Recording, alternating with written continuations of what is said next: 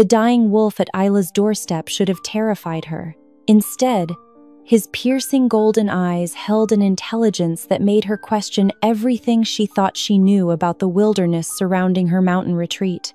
What she discovered when she chose compassion over caution would shatter her understanding of the world and reveal that sometimes the most dangerous predators come disguised as the most vulnerable souls. The autumn rain hammers against the windows of Isla's secluded cabin like angry fists, each drop a reminder of the storm brewing both outside and within her chest. She pulls her wool sweater tighter around her shoulders, watching the fire devour another piece of split oak with the same ruthless efficiency that her former colleagues had used to destroy her career 6 months ago. Dr. Isla Thorne. Former Dr. Isla Thorne, she corrects herself bitterly, had once been Seattle's most promising wildlife veterinarian. Her research on predator rehabilitation had been groundbreaking, her clinic thriving. Then came the incident that changed everything. The night she'd refused to euthanize a dangerous wolf that a wealthy rancher had demanded be put down. The wolf had been injured, not aggressive, but politics and money spoke louder than science. When she'd stood her ground, citing medical ethics and conservation law, they'd painted her as reckless, unstable. The smear campaign had been swift and merciless, fabricated complaints about her emotional instability and poor judgment flooded the veterinary board. Her funding disappeared overnight. Colleagues who'd once respected her work suddenly found her too controversial to associate with. The final blow came when her research partner and ex-fiancé, Dr. James Morrison, testified against her character at the disciplinary hearing. He'd called her dangerously obsessed with predators, claiming she'd lost the ability to distinguish between helping animals and enabling dangerous behavior. Now she sits alone in her grandfather's hunting cabin, 30 miles from the nearest neighbor, surrounded by the very wilderness that had once been her life's passion. The irony isn't lost on her. The woman who dedicated her life to saving wild creatures now hides from the civilized world like a wounded animal herself. A sharp crack echoes through the night, distinct from the rain's constant percussion. Isla's head snaps up from her journal, pen suspended mid-sentence. The sound came from the front porch, deliberate and heavy. Not a branch falling or debris blown by wind. She sets down her journal and moves to the window, pressing her face against the cold glass. The porch light illuminates a small circle in the darkness, revealing nothing but empty wooden planks slick with rain. Yet something feels different, wrong. Her veterinary instincts, honed by years of reading animal behavior, prickle with awareness. Another sound reaches her softer this time, almost like a whimper. Isla's heart rate quickens. She knows that sound. Pain, distress, something hurt and seeking shelter. Moving quietly to the door, she presses her ear against the wood. The rain continues its assault, but underneath she hears it again. Labored breathing, the soft whine of an animal in agony. Every professional instinct screams at her to help, but the bitter memory of where helping had gotten her before makes her hesitate. "Not your problem anymore," she whispers to herself, echoing the words the veterinary board had made painfully clear. "You're not a vet. You're not anyone's savior." But even as she tries to convince herself to walk away, to return to her fire and her self-imposed exile, she knows she can't.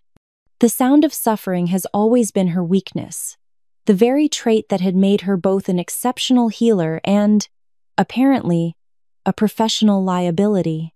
Isla unlocks the door and eases it open, wincing as cold rain immediately soaks her face. What she sees on her porch stops her breath entirely. A massive wolf lies collapsed against her door, his dark fur matted with rain and what looks like blood. He's enormous, easily twice the size of any wolf she'd studied in graduate school.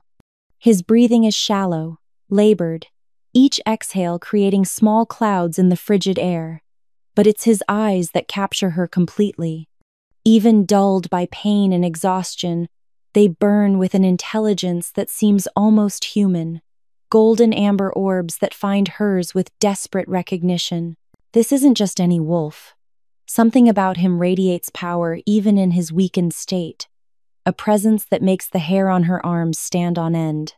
When their eyes meet, she feels it a connection that defies explanation, as if he's looking directly into her soul and pleading for something far beyond mere physical healing. Isla's hands tremble as she kneels beside him, professional assessment warring with impossible intuition. This wolf should terrify her. Instead, she feels drawn to him with a force that makes no logical sense. "What are you?" she whispers, her words barely audible above the storm. The wolf's golden eyes never leave hers, and in them she sees something that makes her question everything she thought she knew about the natural world. Rain continues to pound the mountainside as Isla crouches beside the collapsed wolf, her veterinary training warring with common sense. Everything she'd learned about wild predators screams danger. A wolf this size could kill her with a single bite, injured or not. But those golden eyes hold no threat, only a desperate plea that resonates deep in her chest. "Easy, boy," she whispers, extending her hand slowly.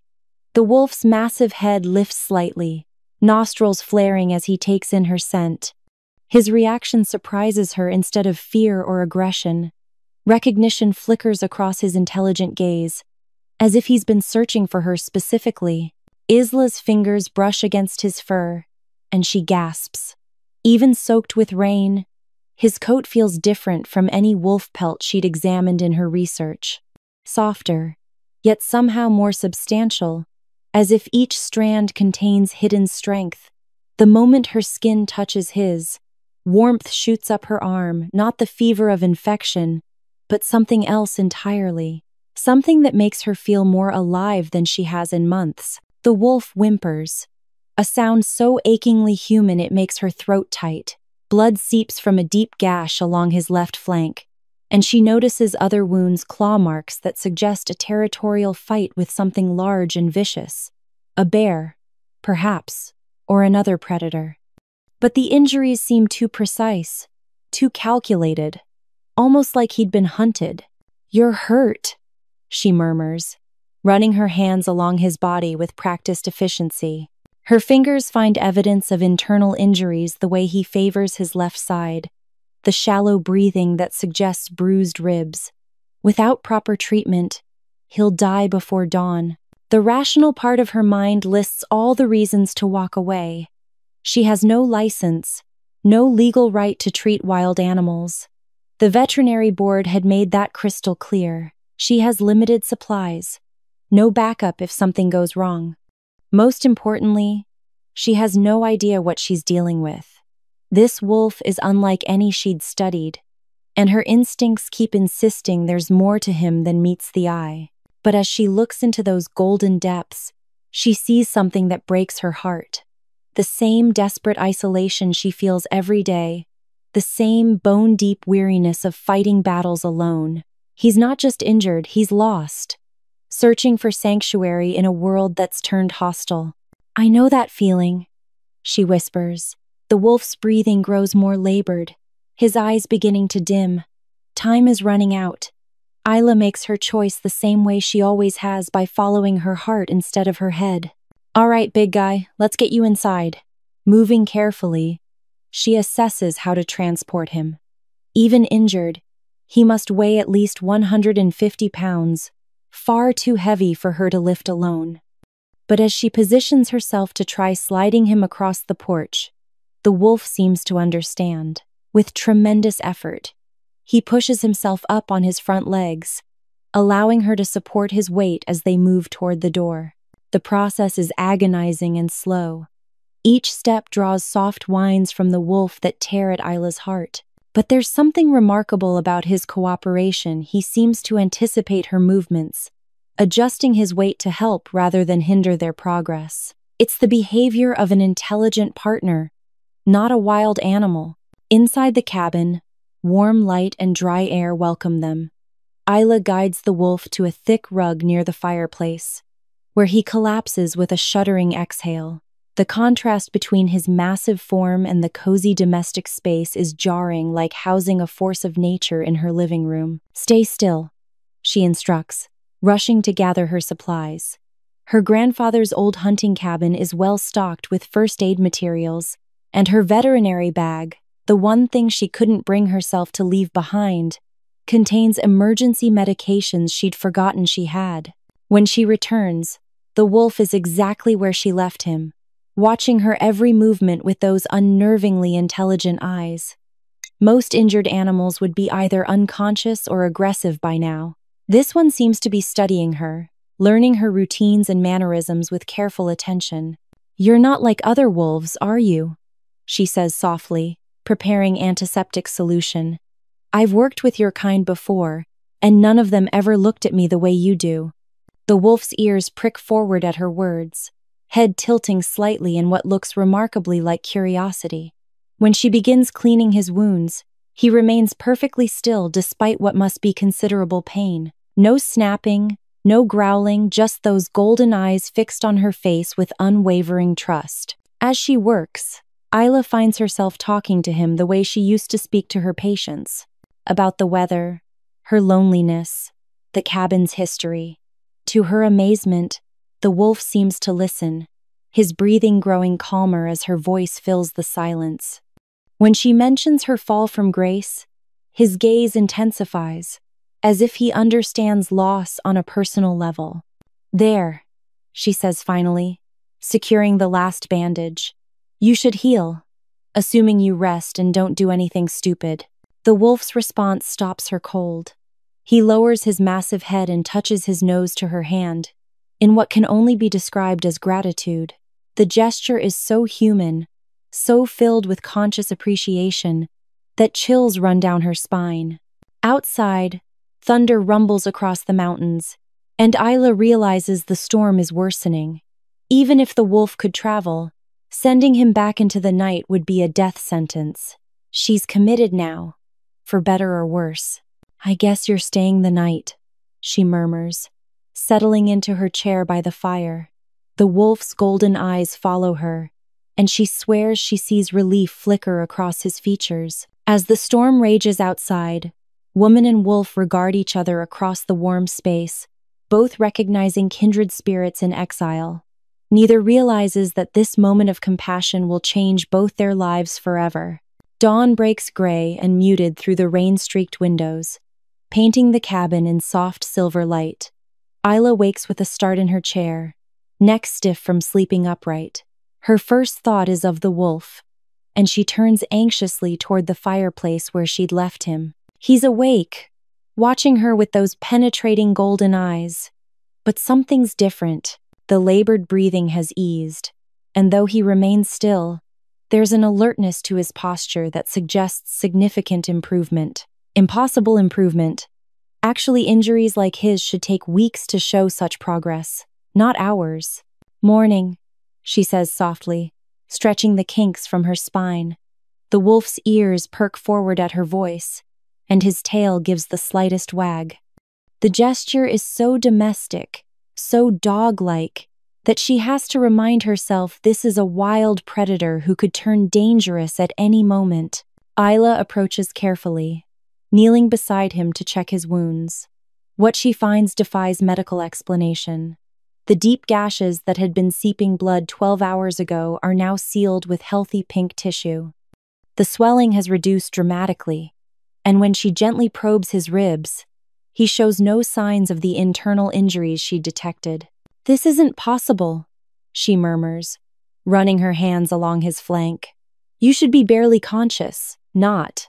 The wolf shifts under her touch, rolling slightly to give her better access to his injuries. The movement is deliberate, helpful, the behavior of a patient cooperating with examination, rather than a wild animal tolerating handling.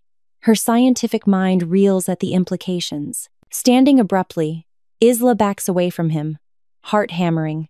"What are you?" The question comes out sharper than intended, edged with fear that has nothing to do with physical danger and everything to do with her understanding of reality. The wolf tilts his massive head, studying her with an expression that seems almost amused. Those golden eyes hold depths of intelligence that make her skin prickle with awareness. She spent her career studying animal behavior, and nothing in her experience explains the consciousness she sees reflected in his gaze. Her phone buzzes on the kitchen counter, a text from her sister Elena checking in, as she does every few days since Isla's exile began. The normalcy of it grounds her, reminds her that there's a rational world beyond her cabin where wolves are simply wolves, and miracles don't happen overnight. But as she reads Elena's concerned message asking if she's taking care of herself, Isla's eyes drift back to the wolf. He's still watching her, head cocked with what looks like patience, waiting for her to process whatever impossible thing is happening here. The smart choice would be to call wildlife services. Report an unusually large wolf with potential rabies. The rapid healing could be explained as some kind of neurological symptom making her misperceive his condition. They'd come with tranquilizer guns and transport him to a facility for testing. Safe, legal, responsible. The thought makes her stomach clench with revulsion. She knows what testing means when applied to potentially rabid predators. They'd kill him for samples, dissect his brain for microscopic examination. The memory of her last battle with authorities over wolf welfare comes rushing back, the helpless rage of watching politics override science, fear triumph over understanding. "I can't," she whispers, and the wolf's ears flick toward the sound. "I won't make that call." But keeping him presents its own dangers.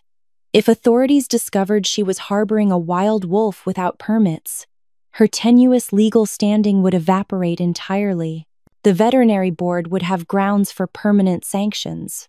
She'd lose any chance of eventually rebuilding her career. More immediately, there's the question of what to do with him. He can't stay indefinitely, despite his miraculous healing. Wild animals belong in the wild, regardless of how extraordinary they might be. Yet something about this wolf suggests that simple logic doesn't apply. The way he watches her, responds to her voice, cooperates with treatment. It's as if he understands not just her actions, but her intentions. "You're not going to make this easy for me, are you?" she asks. The wolf's response stops her breath.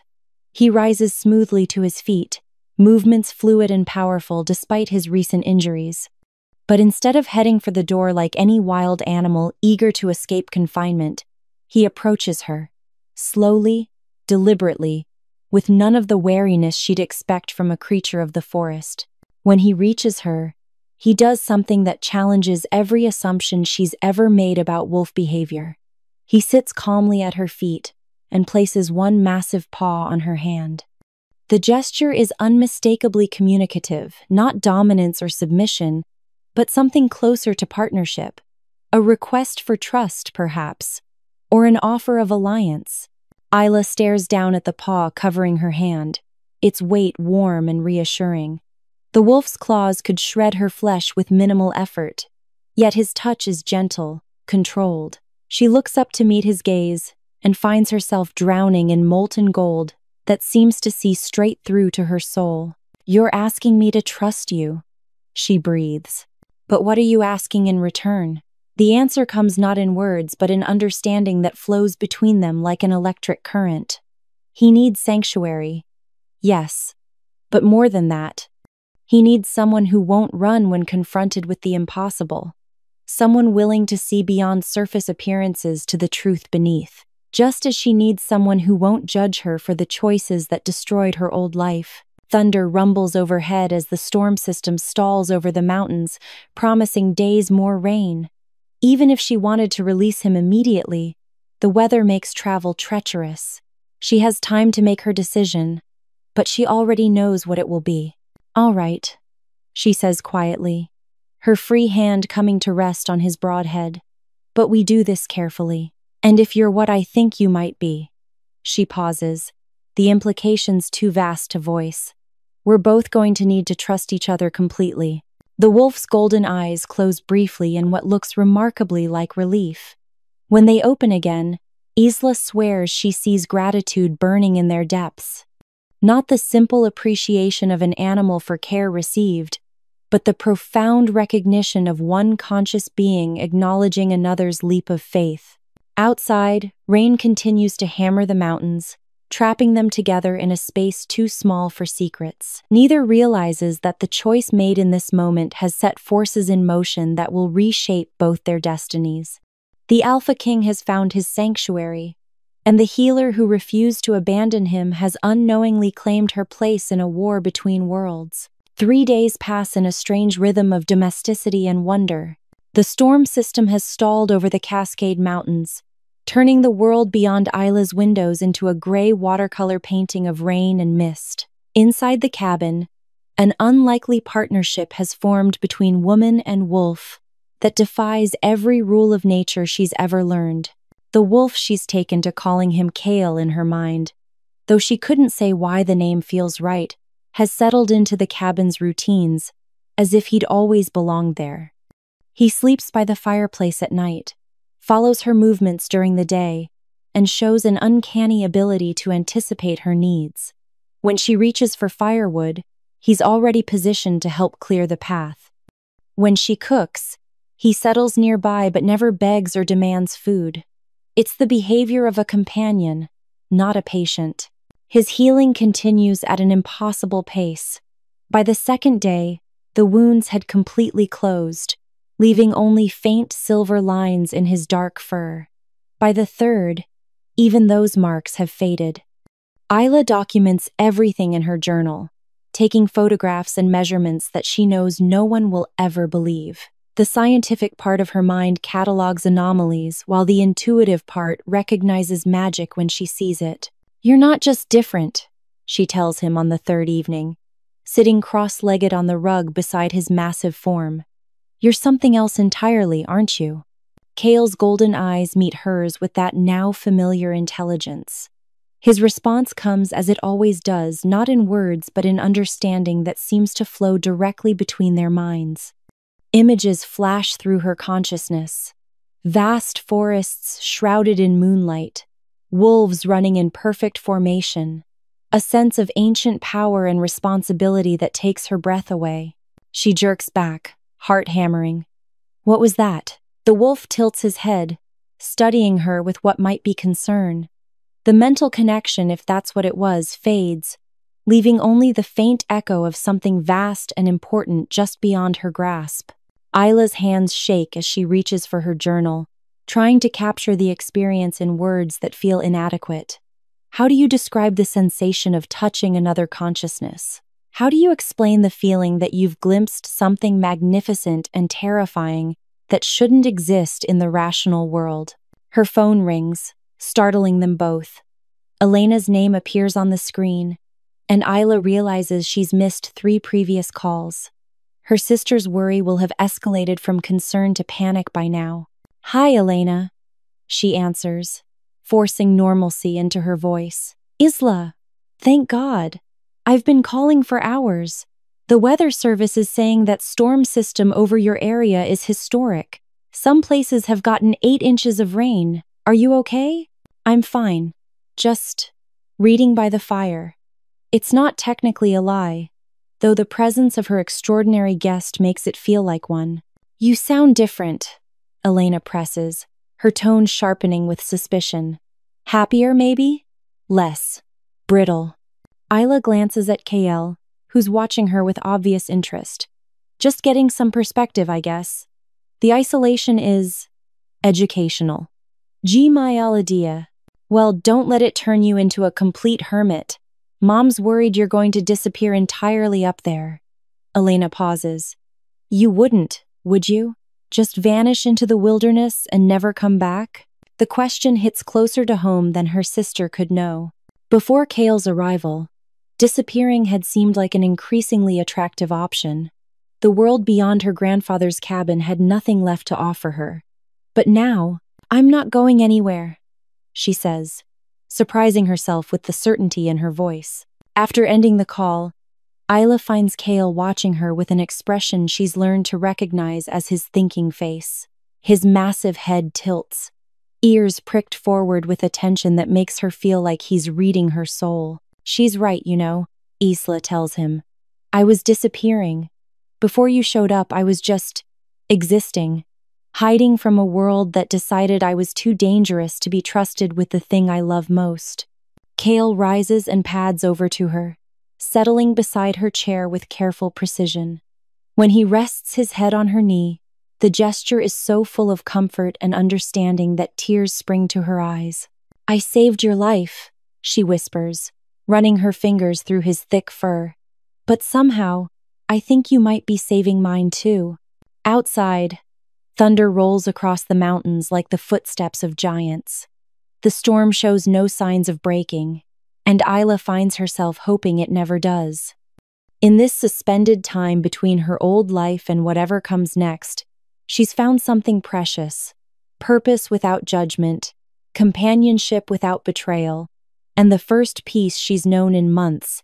But as she sits beside her impossible wolf in the firelight, she senses undercurrents of change stirring beneath the surface. Kael's presence here isn't random, she's become certain of that. Whatever forces brought him to her door, whatever destiny they're stumbling toward together, it's bigger than a simple rescue. She can feel it building like pressure before an earthquake, a sense that their quiet sanctuary is merely the eye of a much larger storm. When the rain stops and the outside world intrudes again, nothing will ever be the same. But for now, in this moment of suspended possibility, woman and wolf guard each other's solitude and begin to heal from wounds that go deeper than flesh. Neither realizes that their growing bond is being watched from the shadows beyond the tree line, where golden eyes that mirror Kael's own burn with jealousy and rage in the darkness. The Alpha King's sanctuary is about to become a battlefield, and the woman who saved him will find herself at the center of a conflict that will test every assumption she's ever made about loyalty, love, and the thin line between civilization and the wild. Isla wakes on the fourth morning to silence. The constant drumming of rain that had lulled her to sleep for 3 nights has finally stopped, replaced by an eerie stillness that makes her skin prickle with unease. Pale sunlight filters through the cabin windows for the first time since Kael's arrival, painting everything in sharp relief that somehow feels wrong after days of gray softness. Kael is gone. Her heart lurches as she takes in the empty space by the fireplace, where his massive form had become as natural as the furniture. No warmth lingers in the spot where he'd slept, no indentation in the thick rug to suggest he'd ever been there at all. If not for the wolf-sized dent in her routine and the ache in her chest, she might convince herself she'd imagined the entire encounter. "Kael?" she calls softly, checking the small bedroom and bathroom, though she knows he's not there. The silence that answers feels different from her usual solitude, emptier, colder, tinged with abandonment. Outside, morning mist rises from the rain-soaked forest in ethereal columns that blur the line between earth and sky. The world looks pristine, reborn, as if the storm had washed away all traces of what came before, including, apparently, any evidence of her extraordinary guest. Isla makes coffee with hands that shake slightly, telling herself it's from the sudden drop in temperature. The rational explanation presents itself easily enough. Wild animals return to the wild when they're healed. It's natural behavior, what she should have expected, what she should want, as someone who understands the importance of not disrupting natural patterns. But as she sits in her chair by the fireplace, staring at the empty space where Kael had lain, rational explanations feel inadequate. The connection she'd felt with him had been real. That strange mental touch, the intelligence in his golden eyes, the sense of communication that transcended species barriers. She hadn't imagined those moments of impossible understanding. Had she? Her journal lies open on the side table, filled with 3 days of meticulous notes and observations. Photographs of his healing process, sketches of his unusual proportions, detailed descriptions of his behavior, physical evidence that something extraordinary had happened here, even if that something had vanished with the rain. The doorbell's sudden chime makes her jump, sloshing coffee across her journal's pages. She's had no visitors since moving to the cabin. The road is private, the location remote enough that casual drop-ins don't happen. Heart-hammering, she approaches the door with caution learned from months of solitude.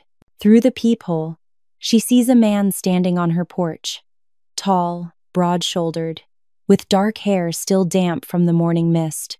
He's turned slightly away from the door, giving her only a profile view, but something about his posture, confident, alert, powerful, sends recognition shooting through her nervous system.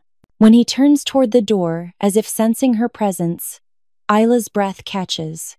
Golden eyes meet hers through the glass, the same molten amber that had watched her from wolf form for 3 days. The same impossible intelligence, the same depthless awareness that had made her question everything she thought she knew about the natural world. "Kael," she breathes, though she knows that's impossible. Wolves don't become men, not in the real world, not in the world governed by veterinary science and peer-reviewed research and rational explanations for observable phenomena. The man on her porch tilts his head in a gesture so achingly familiar that her knees nearly buckle. When he speaks, his voice carries the same calm authority she'd sensed in the wolf's presence. "Hello, Isla. May I come in?" She opens the door without conscious decision, stepping back as he enters her cabin with movements that flow like water over stone. Up close, the resemblance is undeniable, not just the eyes, but the way he moves, the sense of contained power, the careful attention to her reactions. This is Kael, somehow transformed into human form, standing in her living room like a figure stepped out of mythology into mundane reality. "This isn't possible," she whispers, backing toward the fireplace, as if proximity to something familiar might anchor her to sanity. "Many things that are real seem impossible at first," he replies, staying carefully near the door. "I know this is difficult to process. I wanted to leave without complicating your life further, but..." He pauses, those golden eyes searching her face. "I couldn't go without explaining, without thanking you properly." "Thanking me?" The words come out sharper than intended, edged with the hysteria she's fighting to control. "You're thanking me? I think I'm having a breakdown here. People don't turn into wolves. Or wolves into people. This doesn't happen." "It does happen," Kael says gently. "It's been happening for thousands of years, hidden from human awareness for good reason. Most humans aren't ready to accept that their understanding of the world is incomplete." "Most humans?" she repeats, latching on to the phrasing. "But you think I'm different?"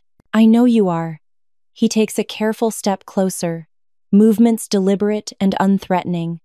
"You saved me when every instinct should have told you to run. You saw intelligence where others would have seen only animal cunning. You looked beyond surface appearances to find truth underneath." His voice drops to barely above a whisper. "That's not something most humans are capable of." Isla's hands grip the mantelpiece behind her, needing solid support as her worldview crumbles and rebuilds itself around impossible realities. "What are you?" "I'm what your legends call a shifter, a wolf who can take human form, and a human who can become wolf." Kael's expression grows solemn. "I'm also something more, the alpha king of the Pacific Northwest packs, the leader my people look to for protection and guidance." The title hits her like a physical blow. Alpha King, not just any shifter, but their ruler, the most powerful of his kind, standing in her cabin, thanking her for veterinary care she'd provided without knowing his true nature. "The wounds," she says suddenly, pieces clicking into place. "They weren't from a bear fight, were they?" Kael's jaw tightens. "No, they were from challengers to my throne, wolves who think they can lead better than I can, who've been stirring unrest among the packs." His golden eyes meet hers with raw honesty. "I was losing when I escaped to find sanctuary. Without your help, they would have succeeded in killing me. And now I'm healed, thanks to you. But the threat remains." He steps closer still, close enough that she can feel the warmth radiating from his skin. "Which is why I can't stay, much as I want to." My presence here puts you in danger you don't deserve." The thought of him leaving sends panic shooting through her chest. For 3 days, she'd found purpose again in caring for him. For the first time since her professional disgrace, she'd felt useful, needed, alive. The prospect of returning to her empty existence feels unbearable. What if I don't care about the danger? The words escape before she can stop them, surprising them both. Kael goes very still. "Isla, I'm already in exile," she continues, the words tumbling out in a rush. "Already abandoned by my own kind for trying to protect wolves. Maybe." She meets his gaze directly, finding courage in those golden depths. "Maybe I was meant to find a different pack." The silence that follows Isla's declaration stretches between them like a bridge neither dares cross. Kael's golden eyes search her face with an intensity that makes her feel transparent, as if he's reading secrets written in her soul. "You don't understand what you're asking," he says finally, his voice rough with an emotion she can't identify. "My world isn't the safe haven you think it is. It's brutal, ancient, governed by laws that would seem barbaric to someone raised among humans. More barbaric than destroying someone's career for refusing to kill an innocent animal?" Isla's voice carries the bitter edge of experience. "More brutal than watching colleagues smile to your face while stabbing you in the back? At least your people's violence is honest." Kael flinches, as if her words have struck him physically. "You think pack politics are cleaner than human ones? 3 days ago, my own beta tried to tear out my throat in front of witnesses who cheered him on. The wounds you healed weren't random, they were calculated attempts to cripple me, to make me weak enough that the next challenger would succeed." Despite his words, he moves closer, drawn by the same invisible force that's been pulling them together since the moment she found him on her porch. When he reaches her, he stops just out of arm's reach, close enough that she can see the pain flickering behind his fierce exterior. "My brother," he continues, the words seeming to cost him. "Darius, my own flesh and blood, standing with my enemies because he believes I've grown too soft to lead, too willing to coexist with humans instead of dominating them." His jaw clenches. "He may be right. Or maybe," Isla says softly, "you've evolved beyond the need to rule through fear." The comment earns her a sharp look, surprise flickering across his features. "Most of my pack would call that weakness. Most of my colleagues called compassion a liability too." She takes a step toward him, closing the distance he's been careful to maintain. Doesn't make them right. When she reaches up to touch his face, Kael goes rigid. His skin is fever warm beneath her palm, and she can feel the tension thrumming through him like a live wire. This close, she notices details that reinforce his otherworldly nature, the way his pupils dilate in response to her touch, the slight point to his canine teeth when he speaks, the silver threads in his dark hair that catch the light like moonbeams. "I can't stay," he whispers, but his hand comes up to cover hers, holding it against his cheek. "Every moment I remain here increases the danger to you. If Darius discovers where I've been hiding, if he realizes you're important to me." "Important?" The word sends warmth spiraling through her chest. "Is that what I am?" Kael's eyes close briefly, and when they open again, they burn with an intensity that steals her breath. "You saved my life when you had every reason to turn me away. You saw value in me when my own people questioned my worth. You offered sanctuary to a stranger who could have destroyed you." His free hand comes up to frame her other cheek. "You're more than important, Isla. You're—" He doesn't finish the sentence, but she hears the unspoken words anyway. She's what he's been searching for without knowing it. Not just a healer for his physical wounds, but someone who can see past the crown and the power to the man underneath. Someone who understands the weight of leadership and the cost of standing alone. "Then don't leave," she whispers. "Stay and fight. I can't ask you to." "You're not asking. I'm choosing." Her hands slide to his shoulders, feeling the coiled strength beneath his skin. "For 3 days, I felt more alive than I have in months." "You think that's coincidence? You think fate randomly dropped the Alpha King at my door?" Kael's control cracks, revealing the vulnerability he keeps hidden behind kingly composure. If something happens to you because of me, then we'll face it together. She rises on her toes, bringing her face closer to his. I'm tired of running, Kael, tired of hiding. If your world is half as dangerous as you claim, maybe it needs someone willing to stand up to the brutality. You could die, he says desperately, but his arms come around her waist, pulling her against him as if he can't help himself. Humans don't survive shifter politics. The violence, the speed at which everything happens, you have no defense against what we become. I have you, she says simply. The words seem to break something inside him. His forehead drops to rest against hers, their breathing mingling in the space between them. I've ruled for 10 years, he whispers, led through wars, survived assassination attempts, made decisions that determined the fate of thousands. But I've never been as terrified as I am right now. Of what? Of how much I need you. His confession comes out raw, stripped of royal dignity, of how completely you've changed everything I thought I knew about strength and weakness and what it means to lead. Isla's heart hammers against her ribs as the full weight of what's happening settles over them. This isn't just attraction or gratitude or the temporary insanity of impossible circumstances. This is recognition. The meeting of two souls who've been searching for each other without knowing it. Then stop fighting it, she breathes. Stop trying to protect me from choices that are mine to make. When Kael kisses her, it's with the desperate hunger of a man who's found water after years in the desert. His lips are warm and demanding, claiming her with a possessiveness that should terrify her but instead makes her feel cherished, chosen, essential. She responds with equal fervor, months of loneliness and disconnection melting away under the heat of his touch. They break apart breathless, foreheads still touching, both shaking from the intensity of what's just passed between them. In his golden eyes, she sees her own wonder reflected back, the amazement of two people discovering that the fairy tales might be true after all. If I stay, Kael says quietly, everything changes. Not just for us, but for both our worlds. A human mated to the Alpha King, it's unprecedented. It will shake the foundations of every pack in North America. Good, Isla replies fiercely. Maybe they need shaking. Outside, clouds gather on the horizon, promising another storm. But inside the cabin, surrounded by warmth and possibility, neither of them fears the coming tempest. They've found something worth fighting for, and together they're stronger than any challenge the fates might send their way.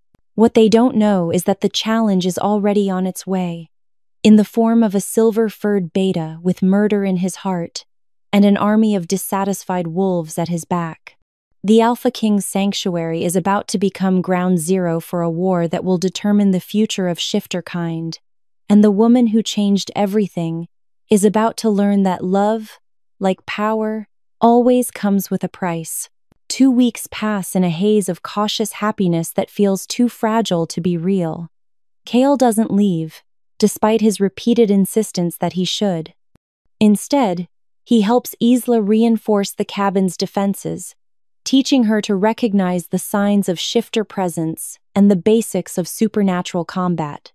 The lessons have an intimacy that goes beyond mere instruction, his hands guiding her stance, his voice low and warm in her ear as he explains vulnerabilities and strengths.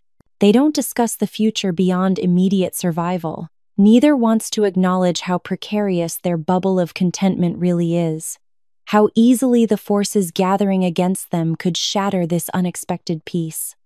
Instead, they exist in stolen moments, shared meals by the fire, quiet conversations that stretch late into the night, the growing certainty that they've found something worth dying to protect. But on a Tuesday morning that dawns clear and cold, their sanctuary's isolation is finally broken. They've found us, Kael says, returning from his morning patrol of the property. His human form can't match his wolf senses, but he doesn't need supernatural awareness to recognize the signs.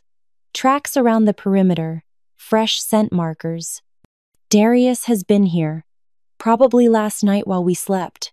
Isla's blood turns to ice water. How many? At least 6, possibly more. Kael's jaw tightens with grim determination. He's brought a full hunting party. This isn't meant to be a negotiation, it's meant to be an execution. The words hit her like physical blows. But Isla forces herself to think practically. How long do we have? Hours, maybe less. They're positioning themselves for a coordinated attack. Kael moves to the window, scanning the tree line with predatory alertness. Darius isn't taking any chances this time. He means to finish what he started. Then we run, Isla says immediately. You know this terrain better than they do. We find somewhere safer. Call for help from your allies. There is nowhere safer. Kael's voice carries the weight of absolute certainty. And my allies are either dead or have already chosen sides. The packs that still support me are too far away to matter. He turns from the window to meet her gaze. This ends here, one way or another. The resignation in his tone sends panic shooting through her system. You're talking like you've already lost. Maybe I have. Kael approaches her with the careful movements of a man trying not to spook a wounded animal. Darius is right about one thing. I have gone soft. The old me would have killed him the moment he showed signs of rebellion. Would have made an example that kept the other potential challengers in line. The old you sounds like a monster, Isla says flatly. The old me was an effective king. Kael's smile holds no warmth. The new me falls in love with humans and forgets that mercy is a luxury leaders can't afford. His words cut deeper than any physical wound could. Is that what you think this is? A mistake that's compromised your ability to rule? I think, Kael says carefully, that loving you is the most dangerous thing I've ever done, and the most necessary. He reaches for her hands, his touch gentle despite the tension radiating through his frame. Which is why you have to leave, now before they tighten the circle. No. The word comes out flat and final. I'm not running while you stay here to die for honor or duty or whatever masculine idiocy is driving this decision. Isla, no, she repeats, jerking her hands free of his grip. You don't get to make this choice for me. You don't get to decide that my life is more valuable than yours, or that I'm too weak to stand with you when it matters. Kael's composure cracks, revealing the desperation underneath. You are too weak. You're human, no enhanced speed, no supernatural healing, no claws or fangs to defend yourself with. One swipe from Darius and you're dead, and I'll be too busy trying to protect you to fight effectively. Then teach me to be stronger, she shoots back. Give me whatever advantages you can, but don't you dare ask me to abandon you. I can't. His protest is cut off by a howl that rises from the forest, low and mournful and filled with challenge. The sound raises every hair on Isla's body and sends primitive fear racing along her nervous system. More howls join the first, creating a chorus of threat that speaks of violence and ancient grudges about to be settled in blood. Kael goes rigid, his human facade falling away to reveal the predator underneath. Too late, he says, voice already roughening with the beginnings of change. They're here. Through the windows, shapes move between the trees, wolves the size of ponies, their eyes glowing with supernatural light in the forest shadows. As Isla watches in horrible fascination, one of them steps into the clearing, and she sees Death walking on 4 legs. The wolf is massive even by shifter standards, his silver-gray coat gleaming like metal in the afternoon sunlight. But it's his eyes that steal her breath, golden like Kael's, but colder, hungrier, filled with the promise of violence that brooks no mercy. When he looks directly at the cabin, Isla feels his gaze like a physical touch, and she knows with absolute certainty that she's looking at her own death. Darius, Kael breathes, and the name carries 10 years of brotherhood turned to betrayal. Your brother? Isla whispers. My brother. Kael's form begins to blur at the edges, humanity giving way to something far more dangerous. And as of today, my executioner. The silver wolf throws back his head and howls again, the sound carrying across the mountain like a declaration of war. When he looks at the cabin again, his lips pull back to reveal teeth like ivory daggers, and Isla understands that the time for running, for hiding, for pretending they could build a life outside the reach of pack politics, has come to an end. The Alpha King's war has arrived at their doorstep, and she's about to discover whether love is strong enough to survive the brutal realities of a world where might makes right, and mercy is a fatal weakness. The standoff lasts 3 agonizing hours. Through the cabin windows, Isla watches the circle of wolves tighten around their sanctuary, moving with coordinated precision that speaks of military training and absolute loyalty to their silver-furred leader. Darius has positioned his forces, strategically cutting off every escape route, controlling every advantage, demonstrating the tactical brilliance that once made him Kael's most trusted advisor. Inside, Kael paces the small space like a caged predator, his human form barely containing the wolf that wants to burst free and meet the challenge head-on. But experience has taught him patience. The first to attack in a situation like this rarely survives, and he's determined not to hand Darius an easy victory. "Tell me about him," Isla says, needing to understand the enemy if she's going to be any help in the coming fight.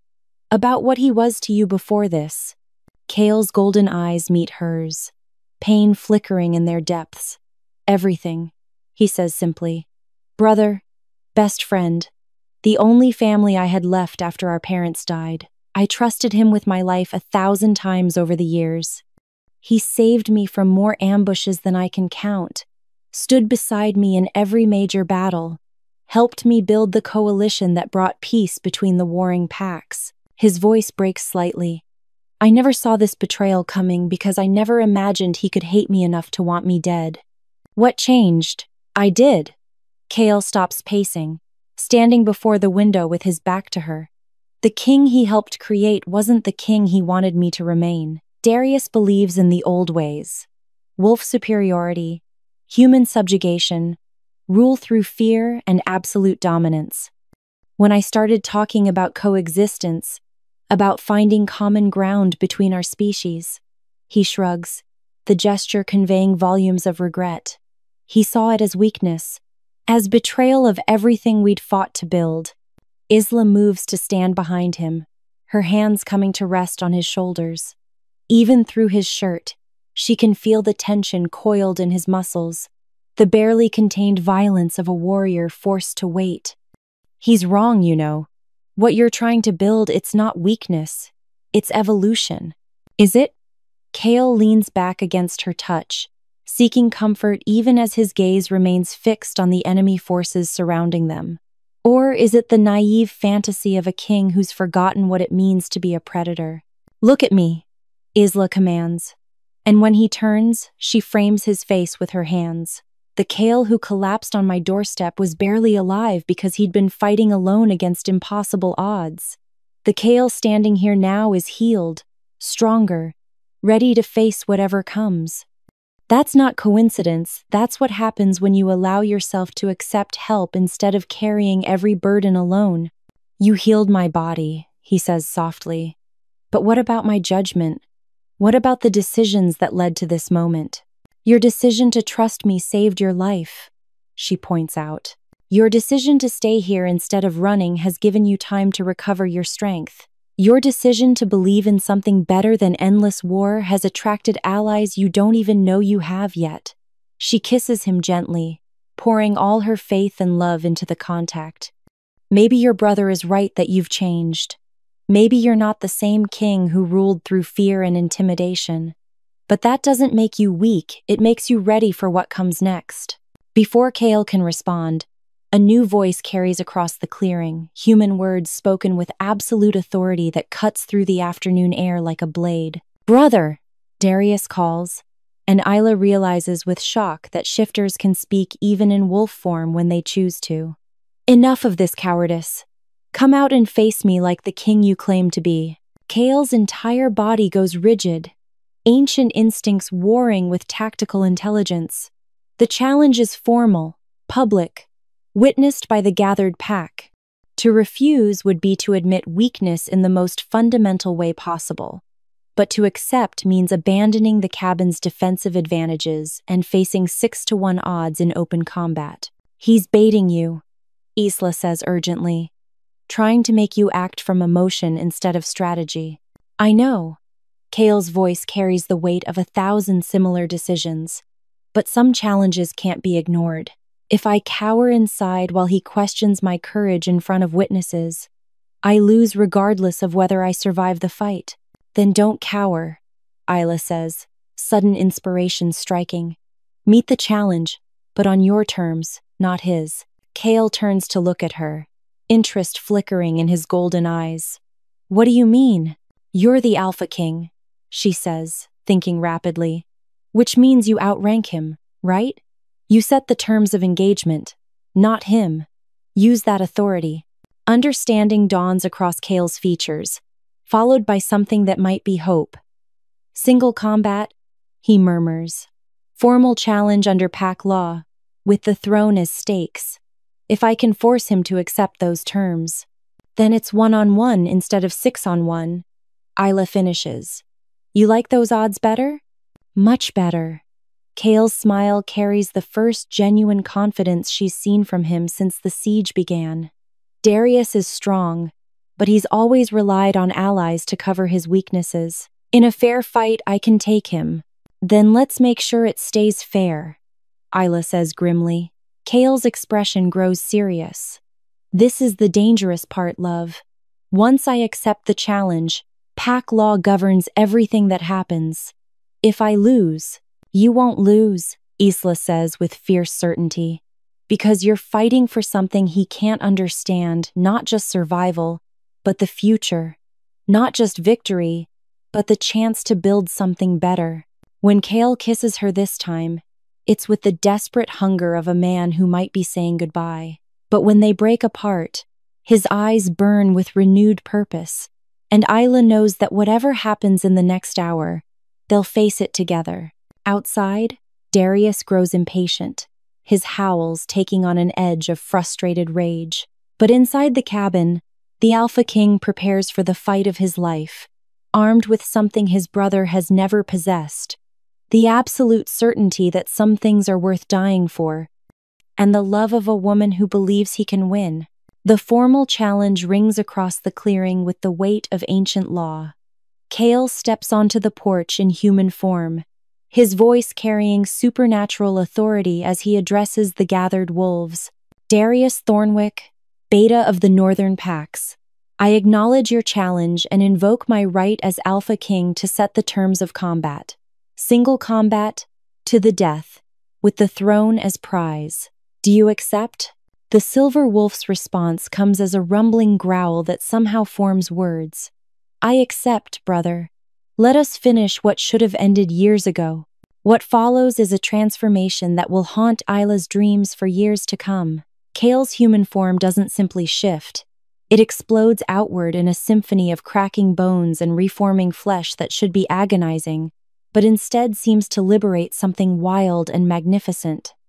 In seconds, where a man had stood, a black wolf of impossible size plants himself between the cabin and his enemies. Even among shifters, Kael is extraordinary.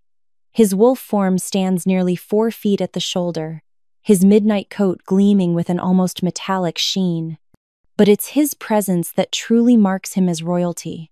An aura of absolute authority that makes the other wolves drop to their bellies in automatic submission.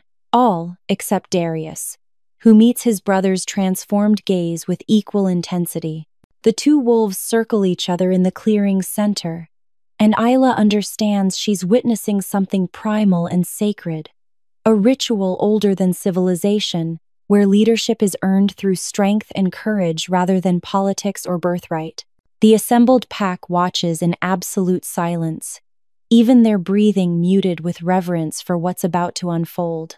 Darius strikes first, launching himself at Kael's throat with speed that blurs the line between animal and supernatural force. But Kael is ready, twisting aside at the last instant and catching his brother's flank with claws that draw parallel lines of crimson across silver fur. They separate, circle again, looking for openings while testing each other's reflexes and resolve. The second exchange is more vicious. Darius feints left, then drives his shoulder into Kael's ribs with enough force to snap human bones. Kael stumbles but recovers quickly, retaliating with a bite that would have crushed Darius's spine if it had landed.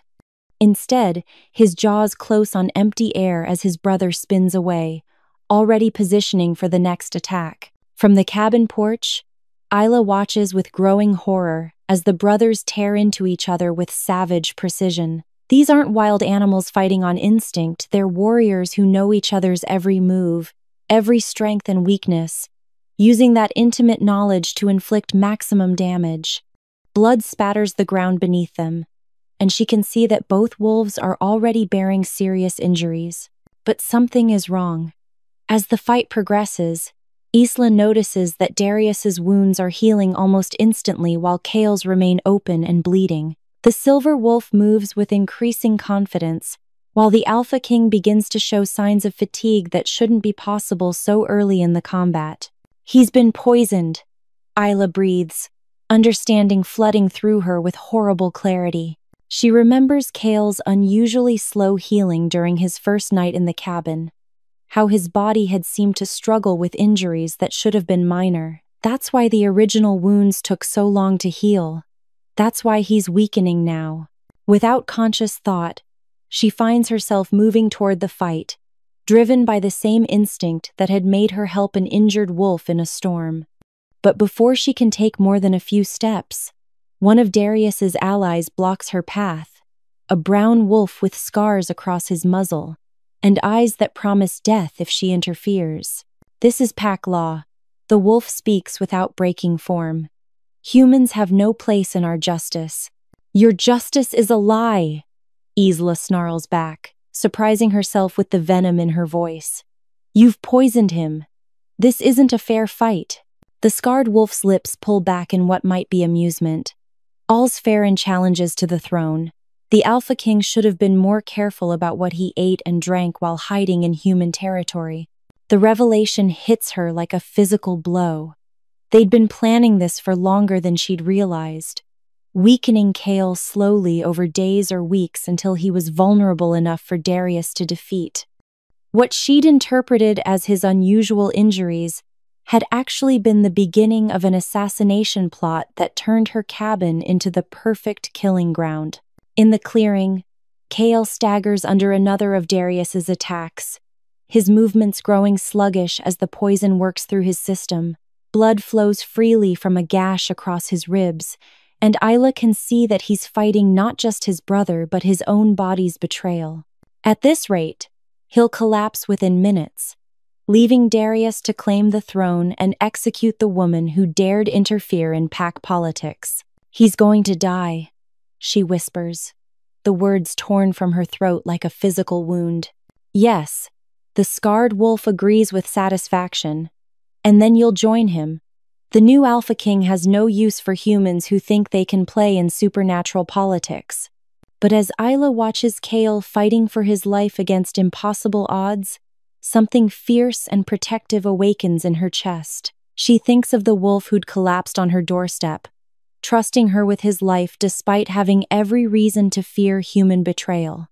She thinks of the man who'd held her with desperate tenderness, promising to build a better world where strength didn't require cruelty. She thinks of the king, who'd chosen love over fear, mercy over dominance. Even when that choice cost him everything he'd built, he'd shown her what real strength looked like. Now it's time to return the favor. You're right, she tells the scarred wolf, her voice carrying new resolve. I don't belong in supernatural politics. But this isn't politics, it's love. And love doesn't follow anyone's rules. Before the brown wolf can react, Isla sprints toward the cabin, ignoring his snarls of outrage. She has one chance to save the man who'd changed her world, and she's not going to waste it second-guessing herself. Behind her, chaos erupts as the pack realizes the human is about to interfere in their sacred challenge. But Isla is already through the cabin door, reaching for the one weapon that might level the playing field between love and betrayal. Isla's veterinary bag sits where she left it by the fireplace, filled with medications that had seemed routine just hours ago but now represent her only chance to save the man she loves. Her hands shake as she searches through vials and syringes, looking for the one substance that might counteract whatever poison courses through Kael's system. Naloxone. Used to reverse opioid overdoses in animals, it works by blocking receptor sites and temporarily negating the effects of certain toxins. It's not perfect. She has no idea what specific poison Darius used, but it's better than watching Kael die without fighting back. Behind her, the cabin door explodes inward. The scarred wolf stands in the entrance, his brown fur bristling with rage. "Step away from the bag, human. Your interference ends here."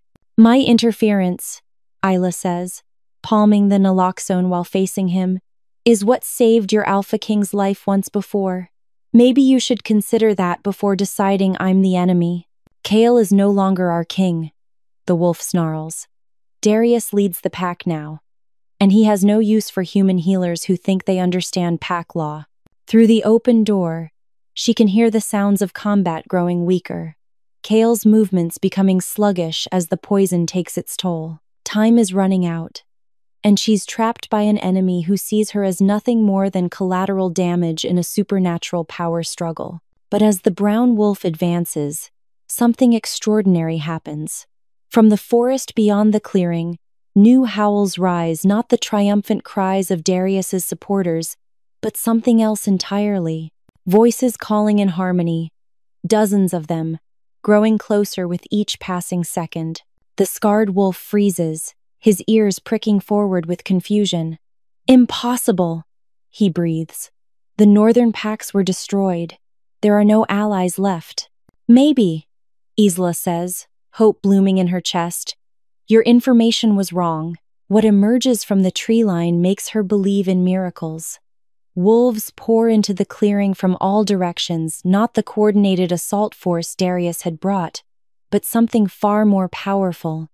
These are the survivors, the scattered remnants of packs that had been thought extinct, led by a magnificent white she-wolf whose bearing speaks of ancient authority. "Grandmother," the scarred wolf whispers, his aggression melting into shock. The white wolf's voice carries across the clearing with supernatural resonance. "Stand down, Garrett. This challenge was won through treachery, not strength.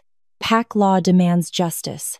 In the clearing center, Darius wheels to face this new threat, his confidence finally cracking. "Lydia, this doesn't concern the Elder Council. This is Northern Pack business. When the Alpha King is murdered through poison instead of honorable combat, it becomes everyone's business." "The white wolf," Lydia replies with deadly calm. "Release the antidote, nephew, or face the consequences of breaking laws older than your bloodline." The revelation hits Isla like lightning. Lydia isn't just any elder, she's Darius's grandmother, the former Alpha Queen whose authority transcends current pack politics, and she's here to ensure that honor prevails over ambition. But Darius's response comes as a desperate snarl. "The old ways are dead, grandmother. This is the new order: strength without mercy, power without compromise. The human dies with him." As he lunges toward Kael for what should be the killing blow, Isla makes her choice.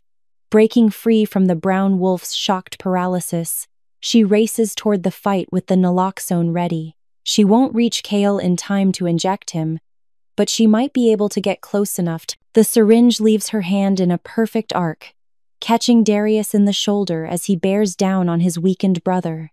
The silver wolf stumbles, confused by the sudden sting, giving Kael the opening he needs to roll away from certain death. But the naloxone isn't meant for Darius, it's meant for Kael. As understanding dawns, Isla watches in horror as the antidote that should save the king instead flows through his enemy's bloodstream. She's just made a terrible mistake, potentially dooming them both. Then she sees something that changes everything. As the naloxone spreads through Darius's system, his movements become sluggish, his supernatural strength beginning to fade. He's been using the same poison to enhance his own abilities, not just weakening Kael. but artificially boosting his own speed and healing. The antidote doesn't just neutralize toxins, it levels the playing field entirely. Now, Isla screams to Kael, while he's vulnerable, the Alpha King doesn't waste the opportunity. With Darius momentarily stunned and his enhanced abilities failing, Kael strikes with the precision of a natural-born predator. His jaws close around his brother's throat, not to kill, but to dominate the traditional submission hold that marks the end of a formal challenge. For a moment, the clearing holds its collective breath. Then Darius goes limp in defeat, his body language conveying acceptance of his brother's victory. When Kael releases him, the silver wolf collapses to the ground, no longer a threat to anyone. "It's over," Lydia announces, her voice carrying across the gathered packs with finality. "The true Alpha King has prevailed. Long live King Kael." The howls that rise in response seem to shake the very mountains, a chorus of voices acknowledging not just victory but vindication. As the sound fades, Kael shifts back to human form, naked and bloodied but alive, his golden eyes seeking Isla across the clearing. When she runs to him, he catches her in arms that shake with exhaustion and relief. "You saved me," he whispers against her hair. "You saved us all." "We saved each other," she corrects, holding him tight enough to convince herself he's real. That's what partners do. Around them, the gathered wolves begin to shift to human form, revealing the faces of the allies Kael had thought lost forever. The Alpha King's reign isn't ending, it's being reborn. Stronger than before because it's built on truth instead of fear, love instead of domination. As the sun sets over the mountains, painting the sky in shades of gold and crimson, Isla realizes their story is just beginning. The woman who'd given sanctuary to a wounded wolf has found her place in a world she'd never imagined, standing beside the king who'd chosen evolution over tradition. Together, they'll build something unprecedented, a realm where strength serves compassion, where different species can coexist, where love truly can conquer the ancient divisions that have kept their worlds apart. 3 days later, the cabin has been transformed into an impromptu diplomatic center. Representatives from a dozen different packs fill the small space, their conversations a mixture of human speech and wolf communication that creates a symphony of supernatural politics. But for all the chaos of rebuilding a fractured alliance, Isla finds herself drawn to quiet moments with Kael, stolen conversations where they can simply be themselves instead of queen-in-waiting and king. "Are you sure about this?" she asks him on the third evening, as they stand on the porch watching the sunset paint the mountains in shades of fire. "Everything that's happening, everything that's going to change, it's happening so fast." Kael's arm tightens around her waist, his presence warm and solid against her side. "The speed isn't what scares me," he admits quietly. "It's the permanence. Once we make this official, once you accept the crown, there's no going back to your old life. No returning to the safety of human anonymity." "Is that what you think I want? To go back?" "I think," he says carefully, "that I've asked you to give up everything you've ever known for a world you've barely begun to understand. That's not a small sacrifice, and I need to know you're making it freely, not out of obligation or gratitude." "Too?" Isla turns in his arms, studying his face in the dying light. Even after everything they've been through, he's still trying to protect her from her own choices, still convinced that loving him might be more burden than blessing. "Kael, look at me." When their eyes meet, she sees the vulnerability he keeps hidden behind royal composure, the fear that she'll realize what she's gotten herself into and run, the desperate hope that what they have is real enough to survive the pressures about to descend on them. "The night you collapsed on my doorstep," she says, "I was the loneliest person in the world, abandoned by my own species, exiled from everything I'd worked to build, and convinced that trusting others would only lead to more betrayal." Her hands frame his face, thumbs tracing the sharp line of his cheekbones. "You didn't just save my life by giving me purpose again. You saved my soul by teaching me that isolation isn't strength, it's just another kind of death. Isla, I'm not finished, she interrupts gently. You keep talking about what I'm giving up, but you're ignoring what I'm gaining. A world where my skills matter, where protecting animals isn't a liability but a sacred calling. A partner who sees my strength instead of my weakness, who values my healing abilities instead of fearing them. She rises on her toes, bringing her lips closer to his. A love that's worth fighting for, worth dying for, worth reshaping the world for. When she kisses him, it's with the fierce certainty of a woman who's found her destiny and refuses to let fear steal it away. Kael responds with equal passion, his arms crushing her against him as if he can anchor them both to this moment of perfect understanding. When they break apart, both breathless, his golden eyes burn with an intensity that makes her feel cherished, chosen, essential. I love you, he says, the words carrying the weight of absolute truth, not just for what you've given me, but for who you are, the healer who sees past surface wounds to deeper hurts, the woman who chose compassion over safety, love over fear. His forehead rests against hers, their breathing synchronized in the space between them.